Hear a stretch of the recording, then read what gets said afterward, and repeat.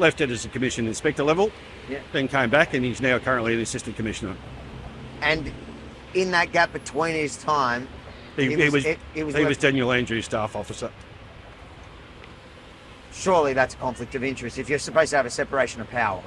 Well, in my view, absolutely. Avi Minnie for Rebel News in Melbourne, Australia, here at the police headquarters, where I'm just about to interview a 35-year veteran who left the force just a couple of months ago. He's here today to break his silence on what he says is a force that is self-destructing. Yeah, obviously left on the 23rd of December last year, or 22nd of December last year. 35 years you served in Victoria Police. Correct. Can you tell us, do you see a difference between 1989 Vic Pol and 2023? Oh, massively. Today doesn't represent what I entered into back in those years. In what way? I guess when I joined, it was a bit like, I referred to it being a bit like cops and robbers, cowboys and Indians. There was a really strong camaraderie, brotherhood, sisterhood within the organisation. In the latter years, that's been dismantled. It's been taken away. There's no loyalty. There's no camaraderie. It's just you're a robot. You're coming in to do your shift, and then you're out the door. Was the culture then better at enforcing the law, or was it just better for police on the force? Oh, look, I think at both ends, and I honestly believe back then that people had the public devoted confidence that they knew that if they were in trouble, that we would respond and that we would take appropriate or affirmative action, and that's certainly bygones to what we face today. COVID. How do you think Victoria Police handled COVID? Look, I think it could have been handled a lot better. I think it's done irreparable damage in relation to the public's eyes. There were so many elements of that just didn't sit comfortable at the best of times, and I'm speaking for them too, because I've had this feedback constantly, and when you're being pretty much directed or dictated to by government entities, particularly in the COVID section, that was really disappointing. I absolutely feel for the community over the period. I mean, obviously, I lived in that as well, and I was probably fortunate that I was able to go to work for the lockdown, for the Ring of Seals and God knows what, but that was my life. But so yeah, at least I could get out of the house. Do you think some officers made the police force look worse than it Oh, should have? there's always elements, and that's no different in this organisation. There are heroes. There are they're loose. I would hope that the public see through that and go, yeah, there are elements, and certainly, in my view, I never condone those behaviours, and also did everything I could to hold them to account, because, once again, it's not a good look.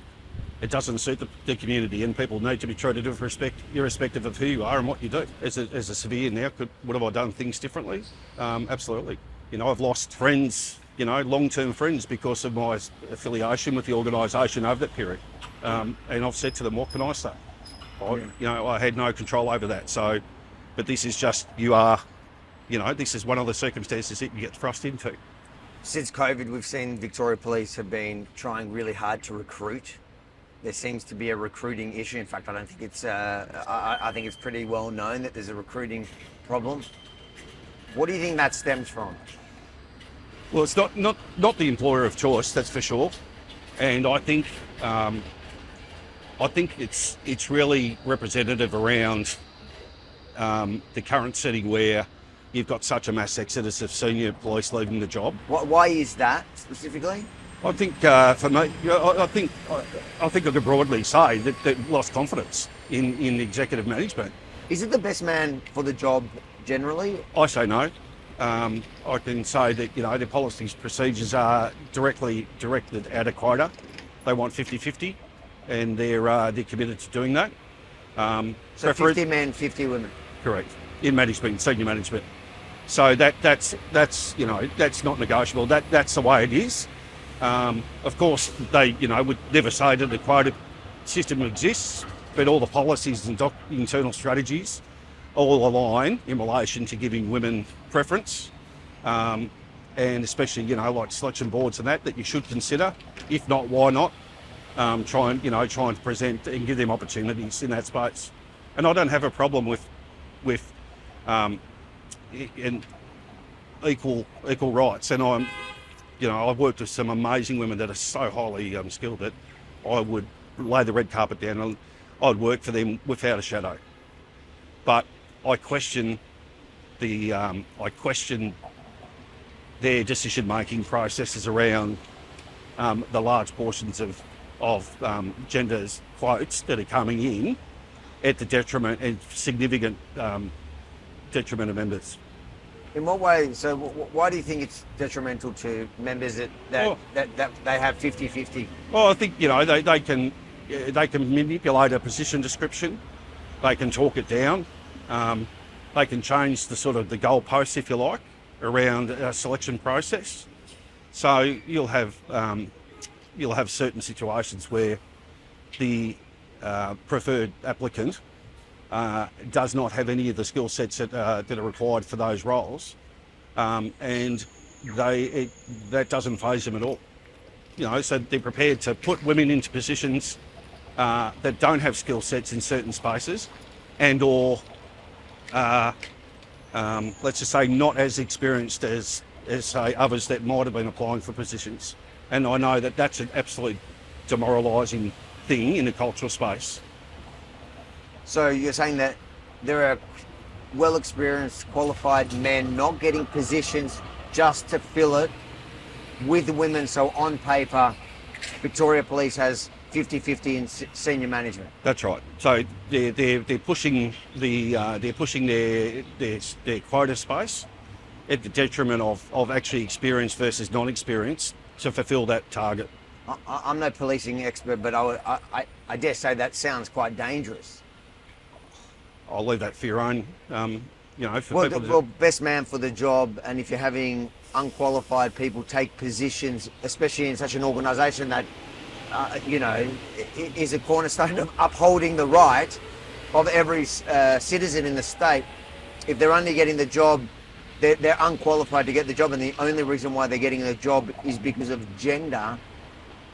I can't come to any other conclusion, can I? Yeah, I say, look, there are rightful selections in that space and well deserved, but I say that's at the absolute lesser end of what's occurred, what actually does occur, and and for me it is a risk.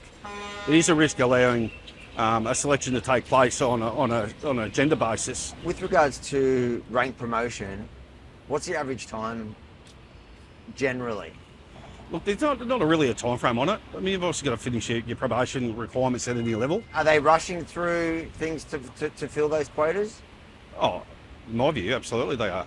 And I'd just say that the wider membership absolutely feel that, and they see it, and they become defeated. And it causes that disjoint and that disconnect. Through COVID especially, a lot of the public felt like there was an unhealthy relationship between the government and the police, where there is supposed to be, and we've been told time and time again, both by senior police and the government, that there is a separation of power. Do you feel like there is something true to the allegation of that unhealthy relationship? Oh, look, the government got what it wanted. That they gave the orders, and everyone followed their line. But not even just COVID. Is there an unhealthy relationship? I think that's where people... I think, my personal view and for my internal reasons, I think there is an unhealthy relationship. And I think a lot of those executive decisions are very much swayed by that relationship. And I would not be the only one to say that. I think collectively within the organisation, I think everyone's got a very firm view around that. Well, firstly, was it like that in 89 when you joined? No. I mean, we respected. We in those days. Once again, it's a different era, but the management and that were very supportive, and they supported and backed the members up. And they didn't take orders from government. Correct. They were independent. Yep. Is there any examples now that the viewer could understand and go and look at today that would, or in the last couple of years, that you give where it demonstrates that unhealthy relationship? you know, there's an affiliation. So you've had a current commission, this is commissioner level, who was left the job for a period of time and then went and worked directly under Daniel Andrews as his staff officer. Subsequently came back in the organisation and has marched up to where he's currently sitting. How long have you been on the job for? Oh, I don't know what the specifics in years, but he certainly left it as a commission inspector level, then came back and he's now currently an assistant commissioner. And in that gap between his time, he was Daniel Andrews staff officer. Surely that's a conflict of interest if you're supposed to have a separation of power. Well, in my view, absolutely. I mean, I don't think anyone would dispute that. But then look at the offshoot of it, where you've got other people that were employed within the organisation have now, in my view, infiltrated and are going selected around to these other positions. There's so many. If you look around the table, there's so many different people that have left and gone into these positions, and it seems like there's just a flow-on effect. So that reconfirms to me that there's too much political interference going on, and jobs for the boys or girls. Sounds like jobs for girls more. Anything we didn't touch on that you think? No, just only one thing, just around the mental health, just in relation to suicide. Suicides with current and ex-police members. Yep. What does that look like at the moment? Oh, it's out of control. Out of control. Do you know? Oh, I know many. That have... Countless. It's weekly. And why is that?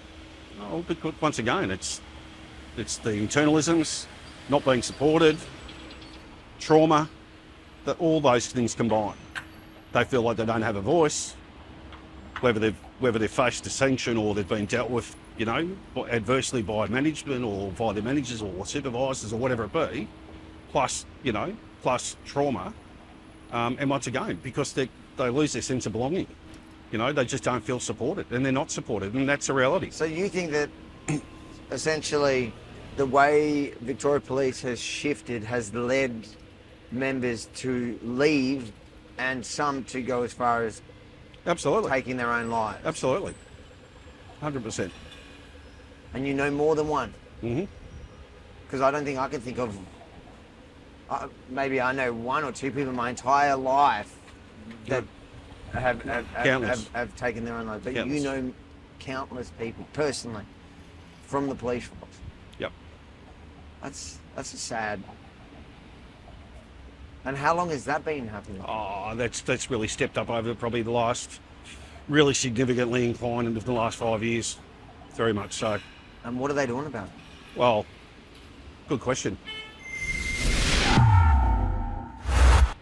If you think it's important for Victorians to see what's happening to our police force in the name of, I guess, political correctness, that the quota filling is not only putting us at risk by losing the experience in our police force, but also sending officers over the edge, and the incestuous relationship between the Victoria Police and the Victorian government. Make sure to like, comment, but most importantly, share it far and wide, and then head over to followavi.com. Make sure to subscribe to the mailing list and follow me across all socials, just in case the platform you're watching this on right now ends up banning me for messing with the wrong power.